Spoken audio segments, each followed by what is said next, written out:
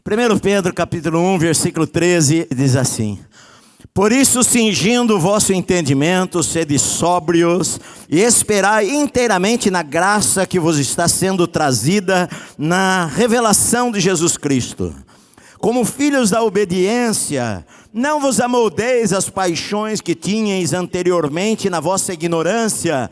Pelo contrário, segundo é santo aquele que vos chamou, tornai-vos santos também vós mesmos em todo o vosso procedimento, porque está escrito: sede santos, porque eu, o Senhor, sou santo.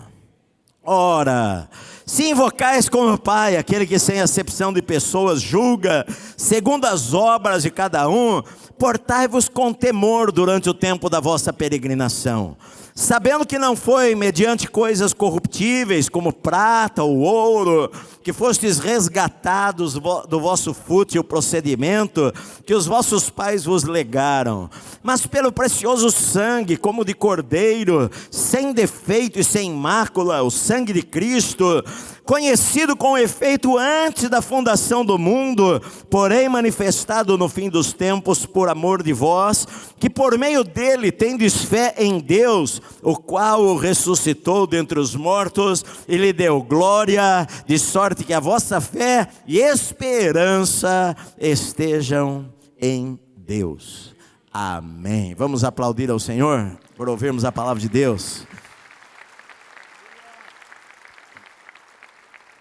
Eu falei para vocês na semana passada que Pedro escreveu para os judeus, principalmente, que estavam dispersos pela Ásia Menor, que hoje seria a Turquia, estavam dispersos pela região da Capadócia, Ponto, Galácia, Ásia, Bitínia, eram da dispersão da diáspora, e que houveram várias diásporas em que eles foram dispersos, os judeus, algumas vezes dispersos de uma maneira forçada, debaixo, por exemplo, do cativeiro da Babilônia, outras vezes dispersos para tentar uma vida melhor fora da Palestina, da sua terra. Enfim, Pedro estava escrevendo para estas pessoas, muitas delas sendo perseguidas, sofrendo coisas difíceis na sua vida, passando por dores em sua vida, sofrendo perseguição, e Pedro está dizendo para eles que mesmo no meio da dor, eles tinham motivos suficientes para se alegrarem e se regozijarem no Senhor. E Pedro usa o fato de eles estarem em terra estranha, o fato de eles serem forasteiros, estrangeiros, onde eles estavam vivendo, como também um tipo de nós cristãos que somos forasteiros e estrangeiros, estamos vivendo numa terra que não é a nossa terra. Como Abraão, a Bíblia diz que Abraão, ele olhava para uma cidade que tem fundamentos, ele sabia que esta terra era passageira, na verdade, mas que não era o seu destino final. Esta vida que nós vivemos é apenas a estrada, o nosso alvo está lá na frente, o nosso lar, a nossa cidade, a nossa casa. Então ele diz: olha, nós temos uma viva esperança, nós temos uma herança incorruptível, que o ladrão não rouba, a traça não rói, nós somos guardados pelo poder de Deus. Então, por causa destas coisas, nós nos alegramos e exultamos, embora no presente, por breve tempo, se necessário, nós podemos passar por várias provações, para que a nossa fé, uma vez confirmada, ela fique mais firme, porque ela é mais preciosa do que o ouro refinado, quando passa pelo fogo. Olha, mas na verdade nós não temos visto o Senhor, mas nós o amamos, e embora algumas vezes em nossa vida nós não vemos a presença do Senhor agora, neste momento, mas nós cremos e nós sabemos que Ele está conosco. Esse Deus é por nós, quem é que pode ser contra nós, meu amado? Por isso nós nos alegramos, obtendo no fim da nossa fé a salvação da nossa alma. E ele continua falando, olha, disto falaram os profetas. Os profetas antes de vocês já falaram estas coisas. E na verdade, esta salvação, esta experiência que nós temos, que os anjos não conseguem entender. Olha, ele diz o seguinte, olha, vos pregar o evangelho, coisas essas que anjos anelam compreender, perscrutar, porque eles não entendem esta emoção e esse sentimento que nós temos, esta alegria que nós temos da nossa salvação em Cristo Jesus. Agora Pedro muda o tom, que até agora ele está falando aquilo que nós temos, mas ele começa a falar agora da nossa atitude. Pela primeira vez ele vai usar um verbo no imperativo, ou seja, é uma ordem, é um mandamento, é algo que você precisa fazer. Ele fala, ó, por isso, por causa dessas coisas que eu falei para vocês, por isso, cingindo o vosso entendimento, sede sóbrios e esperai inteiramente na graça que vos está sendo trazida na revelação de Jesus Cristo. Olha, essa palavra revelação é a palavra apocalipse. Olha, vocês têm 3 coisas para fazer. Você precisa cingir o seu entendimento, você precisa ser sóbrio e você precisa esperar inteiramente no favor, na graça que vai ser revelada para você no apocalipse, na volta, na revelação de Jesus Cristo, quando ele vier buscar a igreja. 3 coisas que você precisa fazer. Pedro, ele coloca na prática, no nosso andar, no dia a dia, atitudes que eu e você temos que tomar em nossa vida, porque nós não fomos salvos e morremos depois que nós somos salvos. Nós somos salvos para vivermos uma vida que agrade a Deus e glorifique a Deus nesta terra. O apóstolo Paulo, ele fala, olha, qualquer coisa que você for fazer na sua vida, seja comer ou beber, faça tudo para a glória de Deus. Agora, Pedro está dizendo, olha, agora você tem uma vida diferente, você precisa fazer algumas coisas. Querido, não adianta que aquele que ama a Deus, ele quer obedecer a Deus. Jesus, ele falou, aquele que me ama, guarda os meus mandamentos. Olha, se você não guarda os mandamentos, é sinal de que você não ama a Deus. Mas eu fui salvo, tenho a alegria do Senhor na minha vida, e agora eu tenho algumas coisas que eu preciso fazer. Essa linguagem que Pedro usa de cingir o entendimento, às vezes nós não entendemos bem, mas ela quer dizer que você precisa se preparar. Porque quando havia uma necessidade e algum judeu precisava correr ou fazer alguma coisa, como aquele homem lá da passagem, correu ao encontro do filho, a única maneira, porque eles usavam a túnica, a única maneira era cingindo, amarrando o cinto. Eles puxavam, levantavam um pouco aquela veste e amarravam o cinto para prendê-la, para poder ter espaço para esticar, correr, esticar as pernas, correr, sem aquela dificuldade de uma saia, de um saião que eles usavam.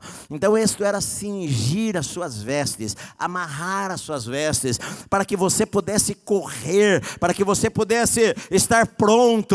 Então ele está dizendo sobre a mente, você precisa cingir a sua mente, você precisa cuidar do que você pensa, você precisa disciplinar os seus pensamentos, você precisa ter foco, você precisa ter atenção para fazer algumas coisas que Pedro vai falar que eles deveriam fazer. Olha, você precisa cingir o teu entendimento, você precisa ser sóbrio. O que é ser sóbrio? Uma pessoa que não está sóbria, que bebe, por exemplo, ela não está sóbria, ela não sabe direito as coisas que faz. Eu vi um vídeo lá, a polícia colocando o bafômetro lá para o camarada assoprar, um vídeo hoje, eu vi hoje, colocou lá o bafômetro lá para o cara assoprar, e o cara pegou assim o bafômetro, e ele cantava, e ele cantava uma música, e o guarda falou para ele, não é para você cantar, é para você assoprar. Hã? Ele pegava o bafômetro, assopra. Então ele começava a cantar, porque ele está bêbado, não está sóbrio. Estar sóbrio você está dentro das suas funções, que você pensa, você tem a capacidade de discernir as coisas, você tem a capacidade de pesar o que é bom e o que não é bom, pesar as consequências, pesar as atitudes que você vai tomar na sua vida. Ou seja, Pedro, ele está falando sobre ação, Não, ele está falando que você deve se preparar para fazer algumas coisas, cingindo o seu entendimento, sendo sóbrio e ter esperança. Esta é a primeira palavra que Pedro usa no imperativo, é uma ordem. Você que serve a Deus, você precisa ter esperança.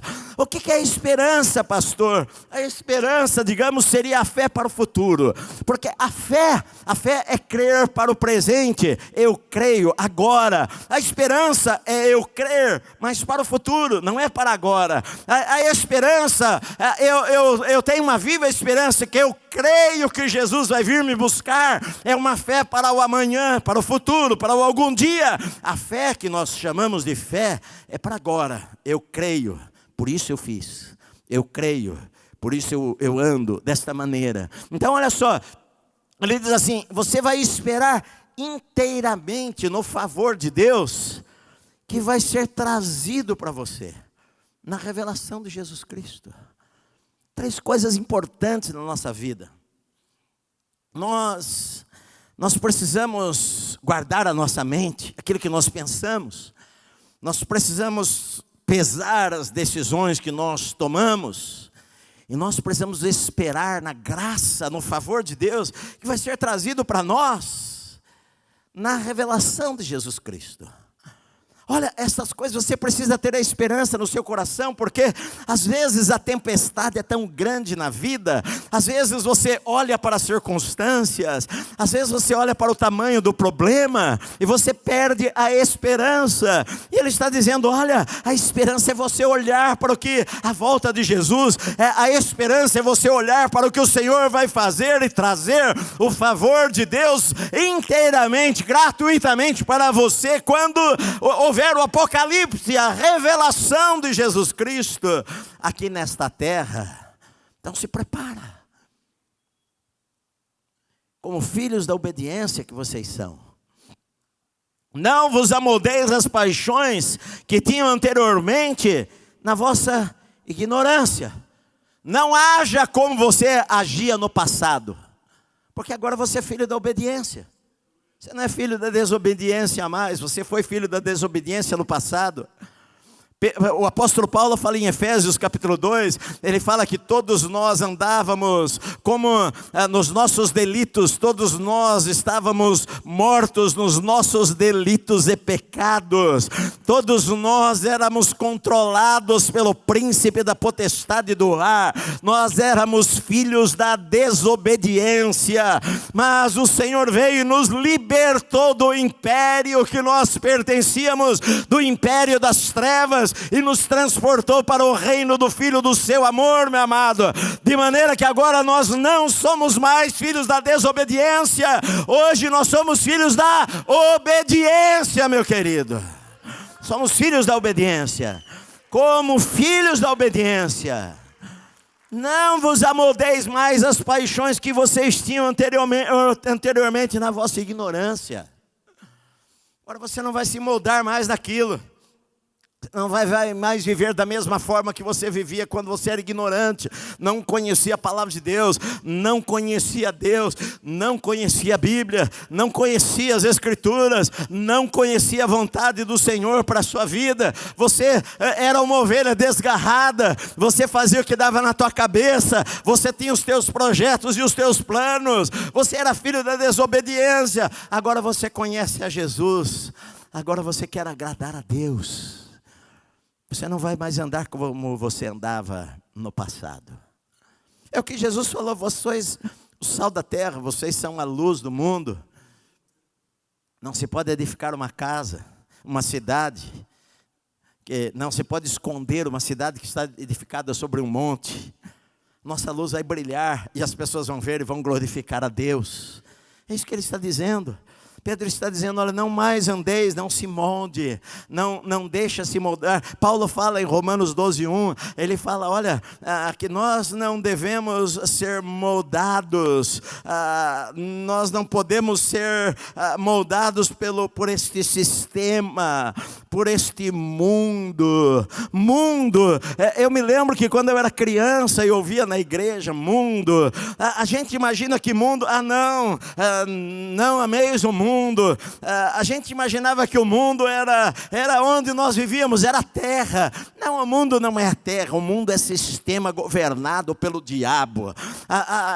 João, ele fala, não ameis o mundo, nem o que no mundo há, porque tudo que há no mundo, a concupiscência da carne, a concupiscência dos olhos, os desejos, a soberba da vida, não vem do Pai, mas vem do mundo. Jesus, ele falou o seguinte, vocês não são do mundo, nós não somos desse sistema corrupto, controlado pelo diabo. Nós hoje somos controlados pelo Espírito Santo. Não há condenação para nós que andamos segundo o Espírito e não segundo a carne, a Bíblia diz. Então não vai moldar a tua vida hoje baseado no que o mundo fala, nos conceitos, valores, princípios que as pessoas que não conhecem a Deus tomam na sua vida. Eu e você somos diferentes. Não importa o que as pessoas falem. Eu sei que o governo, por exemplo, e tem irmãos que colocam isso, claro, como opção, quer evitar a gravidez na adolescência. A opção mais simples que tem, qual que é? Usar camisinha? Não, é não ter relação sexual. O que um menino de 13 anos, 14 anos, 15 anos quer ter relação sexual com as meninas? Está errado. Aí as novelinhas bobas que tem por aí, e eu vi lá na internet que essa semana, eu nunca assisti essas novelas, mas eu vi alguém comentando o seguinte, que uma novela aí zombou disso que o ministério lá está querendo colocar, de que uma das opções, não está falando que é a única, mas porque não é regido pela Bíblia, mas está dizendo, uma das opções para evitar a gravidez precoce é deixar de fazer sexo na adolescência. Pronto. Nenhuma menina vai ficar grávida. Não tem jeito de ficar grávida. Uma menina de 15 anos se não fizer sexo. Não, mas aí zombaram. Zombaram. Todos fazem. Adolescente tem que estudar. Não tem que fazer sexo. Adolescente tem que estudar. Se preparar para o futuro. O que uma menina de 13, 14 anos vai carregar um bebê no colo? Porque deita com o namorado. E não vai casar, às vezes, com aquele menino lá. Antes daquele menino, ela vai namorar mais 15. E vai transar com os 15. E é normal. Não é normal para nós, meu amado. Não é normal para nós. Isso não é normal para nós. Então o que Pedro fala, olha, não mais andeis, não molde a tua vida das paixões que você tinha anteriormente, quando você era ignorante. Você não conhecia Deus, você não conhecia a verdade. Não é nenhuma vergonha para uma moça crente casar virgem. Não é nenhuma vergonha para um moço crente casar virgem. É honra isso daí. Qualquer área da vida. Eu tinha um comércio e eu enganava as pessoas, pastor. Aí eu tinha uma oficina mecânica e eu ia lá, o cara passava na minha oficina, eu arrancava um cabo e falava para ele, olha, isso é uma coisa muito grave aí, é um problema na roseta da parafuseta. E é uma coisa grave, isso daqui vai ficar R$2.000. E aí você ia embora, vai demorar uma semana. Aí você ia embora, ele encostava o teu carro lá no canto e uma semana depois ele ligava o fio e você ia lá, ligava, o carro pegava R$2.000, feliz da vida, não sabia, e você não era crente. Agora você é crente e não faz mais isto. Você é crente. Você é crente. Mudou a tua vida. Você não é mais desonesto. Você não pega mais a carteira que está em cima do banco, que alguém esqueceu. Semana passada, eu estava no shopping com a minha esposa, não sei nem o que nós fomos fazer lá, comer alguma coisa, enfim, tomar um café. Nós estávamos lá e encontramos o meu filho, também que tinha levado, o meu filho ia levar o Joaquim para cortar o cabelo, e a gente estava com a Clarinha, vamos passar lá, deixar a Clarinha com eles, lá no shopping que ia cortar o cabelo do nenê lá, do Joaquim. Aí encontramos com eles lá, e estávamos ali conversando e tal, e aí a criançada ali foi naquele coisa de pular, ficar no pula-pula, estava conversando com o Gui ali, E nós vimos uma bolsa em cima de um banco ali, e o banco vazio, alguma mulher esqueceu a bolsa ali, nós ficamos olhando, olha, alguém esqueceu a bolsa e tal. Vamos fazer o seguinte, vamos chamar o segurança lá. Passou, enquanto as crianças estavam ali, passou 15, 20 minutos, ninguém veio pegar a bolsa, e nós vamos até lá chamar o segurança, e a Natália estava indo na frente com o Gui, eu estava indo atrás, e um casal veio vindo a buscar a bolsa. Está ali, está ali. Eu falei, vocês que esqueceram a bolsa? Ele falou, esquecemos, né? Eu falei, não, aí eu gritei, Natália, espera aí que já acharam aqui, não precisa falar para o segurança. Eu falei, minha nora e meu filho já estavam indo lá chamar o segurança para pegar a bolsa aqui para pôr no achados e perdidos. E aí o rapaz chegou para mim e falou assim, poxa, você é o pastor Edson, não é? Eu falei, sou, pastor, sempre te acompanho, tal, Deus abençoe. Olha só, você tem que ser honesto. Eu não quis nem pegar a bolsa, porque eu falei, eu vou pegar a bolsa, às vezes a pessoa chega e pensa que eu estou roubando a bolsa dela, não é? É que nem lá, eu vi lá na internet, 2 caras chegaram com máscara na padaria, todo mundo ficou assustado. Aí eles falaram, é um assalto. Aí todo mundo ficou aliviado. Você é cristão? Você não mexe no que não é seu. Você é cristão? Você não rouba as horas do patrão lá no teu trabalho. Você é cristão? Paulo ele fala o seguinte, olha, nós servimos não à vista para agradar a homens, mas nós servimos de coração como servos de Cristo que nós somos. Agora, muitas vezes você ouve o seguinte, aquele lá é crente, nossa, o cara é enrolão, o cara é 171, o cara é enganador, o cara engana todo mundo, o cara mente para todo mundo, o cara é trapaceiro, o cara é desonesto, o cara é isso, o cara é aquilo, o cara é aquilo lá, e você desonra a Deus com a tua atitude. Então Pedro está dizendo, olha, como filhos da obediência, não vos amoldeis às paixões que tinham anteriormente na vossa ignorância, pelo contrário, segundo é santo aquele que vos chamou, tornai-vos santos também vós mesmos em todo o vosso procedimento. Eu fico pensando que Pedro ao falar, uma das palavras que Pedro mais usa na carta é chamou, que vos chamou. Ele usa bastante essa palavra chamar. Se você prestar atenção e grifar, você vai grifar lá 5, 6 vezes a palavra chamar. Porque eu penso que isso marcou a vida de Pedro quando Jesus o chamou. Jesus passou perto dele e falou, deixa tudo aí, a partir de hoje vocês vão ser pescadores de homens e não mais de peixe. E Pedro, deixando tudo com o seu irmão, seguiu a Jesus. E Pedro agora usa esta palavra várias vezes, olha, vocês foram chamados, Deus chamou vocês são pessoas especiais. Pelo contrário, segundo é santo aquele que vos chamou, tornai-vos também vós santos em todo o vosso procedimento. Seja santo. O que significa ser santo? Ser santo, a primeira coisa que vem na cabeça das pessoas quando você fala seja santo, é ele pensar que santo é aquele cara que vive no meio num convento, né? Na Idade Média, se pensava isso daí, de maneira que teve pessoas que, os conventos surgiram desta maneira, porque se eu andar num mundo pecaminoso, eu vou pecar. Se eu andar no meio do lixo, o dia inteiro o lixo vai me contaminar. Então a maneira de eu viver em santidade é nós irmos para um lugar isolado. E teve pessoas que, monges que ficavam trancados nas suas celas, e às vezes sem ver ninguém, e alguém que cuidava lá do convento, passava por um buraquinho que se levantava, e enfiava a comida lá dentro, e estava de quarentena por 30 anos, e ele pegava a comida e comia, e depois punha para fora, fazia as suas necessidades no lugar, limpava aquele lugar, ou seja, eles viviam isolados, achando que desta forma não iriam se contaminar com o pecado. Mas Jesus não falou isso daí. Jesus falou, vocês são o sal, vocês são a luz do mundo. O mundo está em trevas. O mundo, a única luz que brilha é você brilhar lá no teu trabalho. A luz que Deus tem lá naquele escritório da Avenida Paulista é você, meu amado. A luz que Deus tem lá naquela empresa é você. Você é a luz de Jesus lá. Não, você não é santo se isolando. Você é santo, deve ser santo lá no meio das pessoas, lá no teu trabalho. O que significa a palavra santo? A palavra santo significa separado. A palavra santo significa diferente. O que Deus está dizendo, olha, eu fui separado, eu entreguei a minha vida a Cristo, eu separei a minha vida para Deus. Hoje eu sou de Jesus.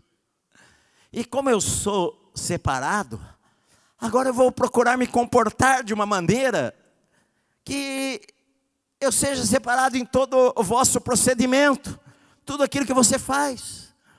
Pedro ele fala, por exemplo, no capítulo 2, versículos 1 e 2, olha, despojando-vos de toda a maldade, de toda a falsidade, toda a fraude, todo dolo, toda a hipocrisia, toda a inveja, toda a sorte de maledicência, tire fora da sua vida, despojando, tire essas coisas, jogue fora, não serve para você, você não é dessa maneira.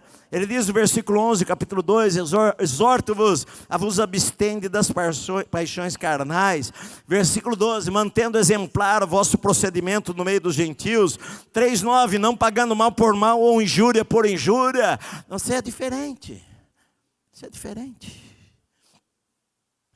As pessoas no teu trabalho falam, poxa vida, o que acontece? Eu me lembro quando eu me converti, logo depois de um tempo que eu me converti, as pessoas falam para mim, poxa, você tem alguma coisa diferente. O que é que você é diferente?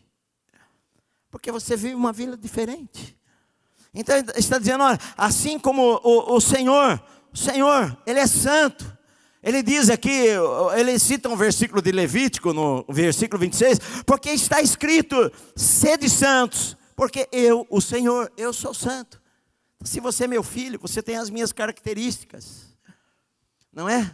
Nasce o bebezinho, você vai lá e fala, nossa, é a cara do pai, o nariz é do pai. O outro fala, nossa, a boca é a da mãe. Você tem o DNA da tua família, mostra, você é daquela família. E Deus está dizendo, olha, eu sou santo, você é da minha família. Quando você revela características de santidade, você está, os anjos vão olhar e vão falar, olha como ele se parece com o pai. Olha, a boca dele é igual ao que o pai fala. Olha, os olhos deles parecem com os olhos do pai. Ou seja, você nunca vai ser como Deus, porque a santidade de Deus é infinita.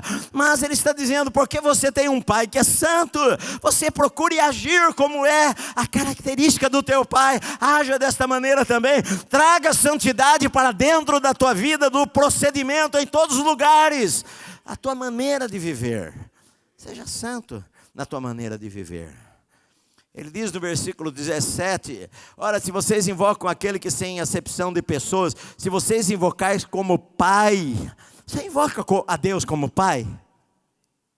Jesus, quando foi ensinar a oração, seus discípulos falaram para ele, Senhor, ensina-nos a orar. Sabe por quê? Porque eles viam que Jesus orava. Jesus se levantava de madrugada para orar, e os seus discípulos viam aquilo, e viam que o resultado do poder na vida dele era a oração. Então eles falaram, Senhor, ensina-nos a orar. E Jesus falou para eles, olha, quando vocês orarem, vocês digam assim, Pai nosso que estás nos céus, santo, santificado, separado, seja o teu nome. Venha a nós o teu reino, seja feita a tua vontade, assim na terra, como ela é feita perfeitamente aí no céu. Jesus nos ensina a orar como o judeu não orava, o judeu não chamava Deus de pai. E ele fala, quando você for orar, você fala, meu pai, Pai nosso, Pai santo, Pai santificado seja o teu nome. Ele diz, olha, se vocês invocais como pai, aquele que sem acepção de pessoas, julga segundo as obras de cada um, portai-vos com temor durante o tempo da vossa peregrinação.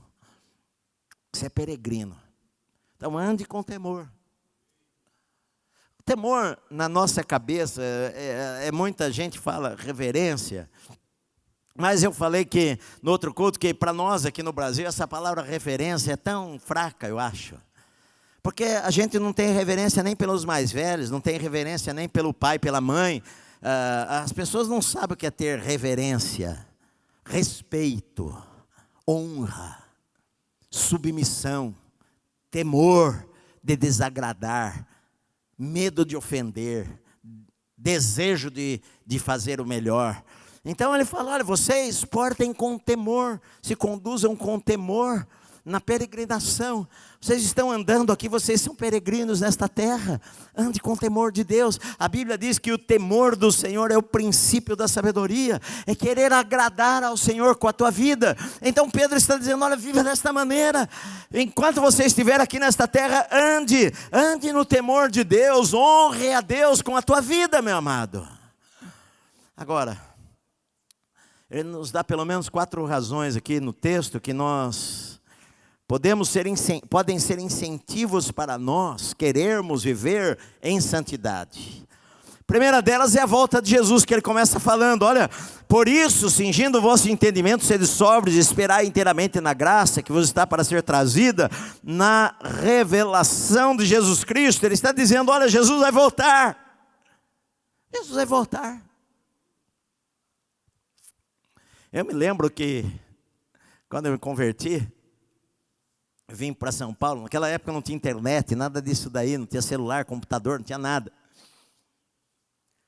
E nós pegamos o trem lá em Rio Claro, 3 horas e meia de trem, 2 horas e meia de carro, 3 horas e meia de trem. E veio eu, meu primo, e nós viemos para São Paulo para comprar material, comprar alguma coisa. Era novo convertido, comprar um disco. A gente queria ir numa livraria comprar disco. Lá em casa tinha uma vitrola.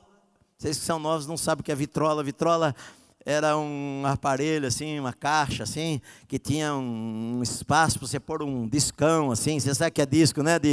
Aquela bolachona. E você punha o disco de vinil, aí você punha a agulha, né? Às vezes a agulha estava meio suja, você limpava ela assim, passava a mão, tirava o pozinho dela e punha assim, e ela ia começar a tocar música. E nós viemos para cá.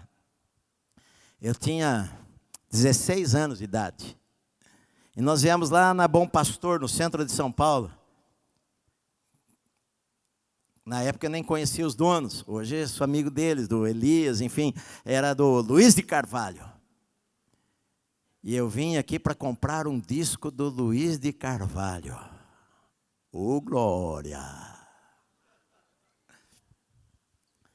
E eu comprei e levei para minha casa. Impressionante. A capa daquele disco, meio azulada, com um monte de gente subindo. O rei está voltando. Como começava aquela música lá? O mercado está vazio. Ele cantava aquela vozeirão, né? O barulho já cessou. O rei está voltando.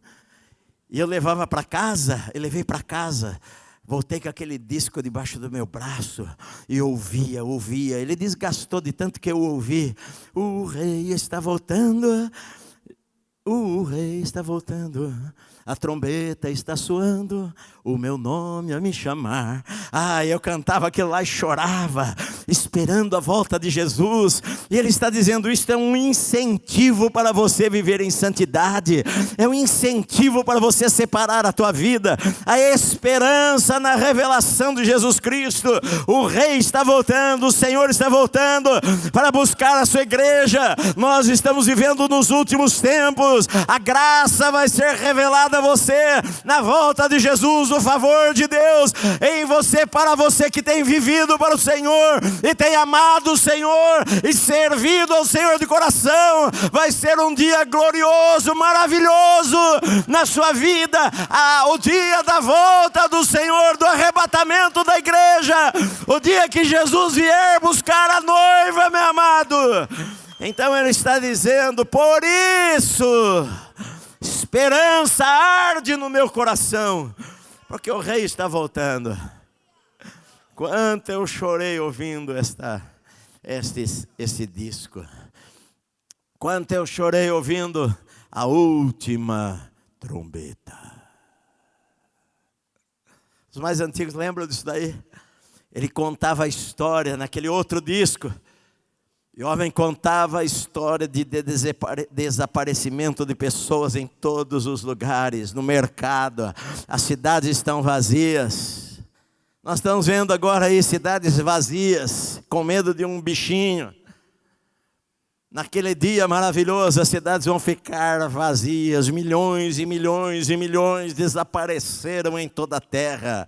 O que aconteceu com aqueles crentes chatos? O que aconteceu com aqueles crentes que iam para a igreja toda hora, queriam o tempo inteiro estar na oração, na reunião de oração e buscando a Deus. Aqueles crentes que não faziam o que a gente fazia lá fora, porque hoje tem a crentalhada que não muda nada na sua vida.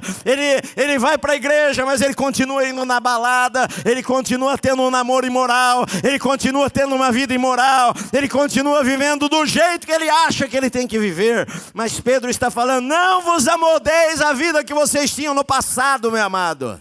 A vida agora é outra. Você vivia no tempo da ignorância, agora você tem luz. Nós estamos aguardando a volta de Jesus. Falei para vocês algumas semanas atrás que eu pregava no livro de Apocalipse. Há 40 anos, 30 anos atrás, eu dava 39 anos atrás, dava aula num seminário. Fui dar aula sobre Apocalipse. Tinha muitas coisas que eu não entendia, que hoje eu entendo. O que seria a marca da besta? Como assim? Vai ter que ter uma marca para comer, para comprar, para o comércio. Que marca que é essa daí que eu vou ter que ter para o comércio, para fazer compras? Como vai ser isto? Que lá em Jerusalém vão matar, lá em Apocalipse matam os 2 profetas, 2 testemunhas. Vão ficar estendidas na praça da cidade, todo mundo vai ver, como o mundo todo vai ver. Se acontece uma coisa a mais de 15 mil quilômetros da gente, como é que eu vou ver? Hoje você vê instantaneamente através da internet, do Facebook. O profeta Daniel falou que nos últimos dias a ciência se multiplicaria, e hoje a ciência se multiplica a cada dia, meu amado. Então nós sabemos que nós estamos nos últimos tempos realmente. Isto não me causa medo, isto me causa alegria, isto faz eu desejar querer viver cada dia mais para o Senhor, e cada dia mais para Deus, e cada dia mais aproximar a minha vida do Senhor. Ele fala: olha, nós estamos aguardando a revelação de Jesus Cristo. Isso é motivação para nós. Nós estamos aguardando a revelação de Jesus Cristo. Um segundo fator que ele menciona aqui é a santidade de Deus. Deus é santo. Hoje se fala muito que Deus é amor, mas não há um versículo na Bíblia que diz Deus é amor, amor, amor. Não há um versículo na Bíblia que diz Deus é misericordioso, misericordioso, misericordioso. O único versículo na Bíblia que mostra a centralidade do caráter de Deus é quando os serafins estão diante do Senhor e não conseguem nem olhar para Ele. Cobrem os seus rostos e gritam um para o outro: Santo, Santo, Santo é o Senhor dos exércitos. Toda a terra está cheia com a sua glória. Deus é santo, Deus é santo.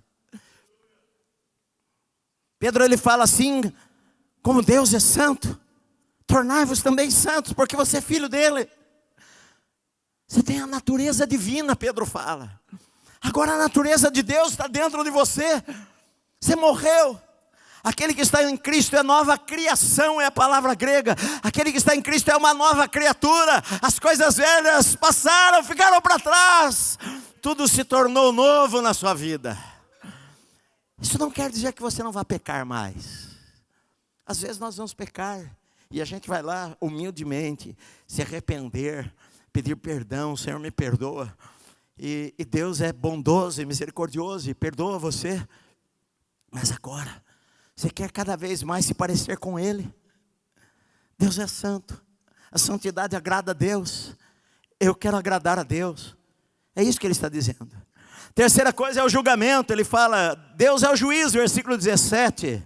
Se vocês invocam como Pai aquele que sem acepção de pessoa julga segundo as obras de cada um.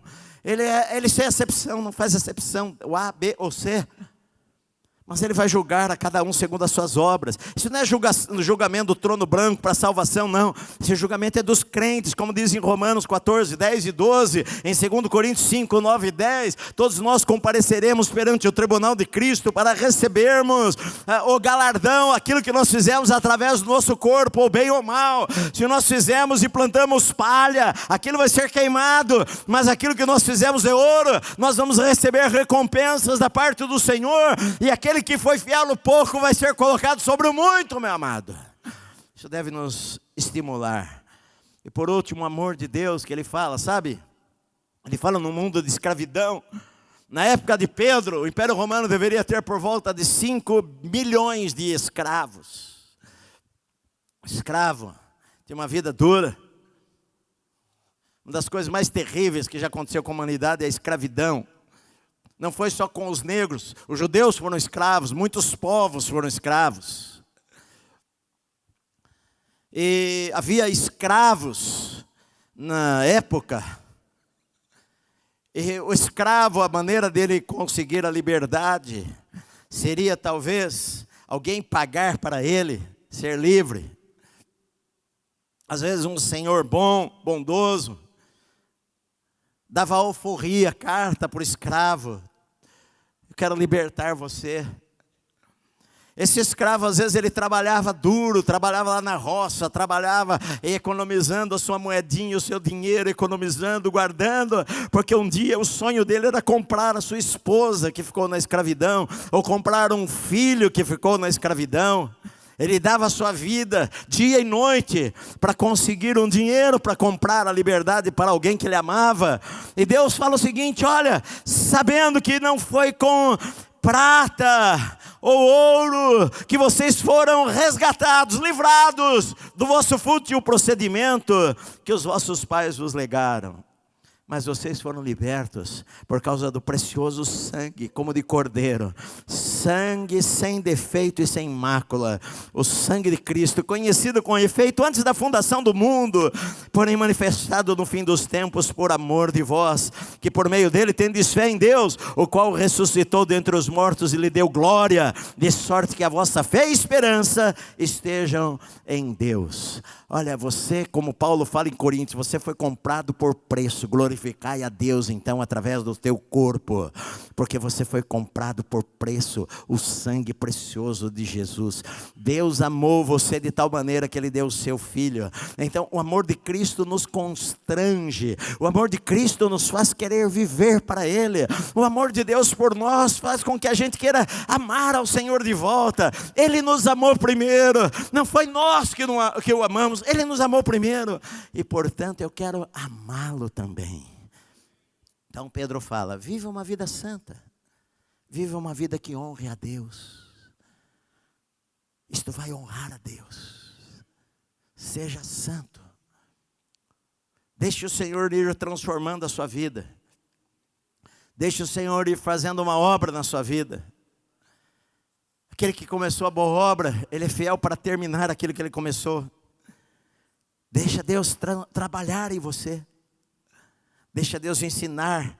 Ele vai ensinar você através da palavra, sim. Ore todos os dias, leia a Bíblia. Jesus falou: santifica-os na verdade, a tua palavra é a verdade. À medida que você vai lendo a palavra, Deus vai santificando a sua vida. À medida que você vai meditando na palavra, Deus vai santificando você. John Wesley, ele falou o seguinte: ou a palavra vai afastar você do pecado, ou o pecado vai afastar você da palavra. Se você ler a Bíblia vai afastar você do pecado. Ela vai santificar você, que é o que Deus quer que aconteça, enquanto você é peregrino e estrangeiro aqui nesta terra. Amém? A Proclamai tem abençoado milhares de pessoas pelo Brasil. Se você também é abençoado por este programa e quer que outras pessoas sejam, contribua. Ajude-nos a levar a palavra de Deus para os 4 cantos do nosso país. Seja um parceiro.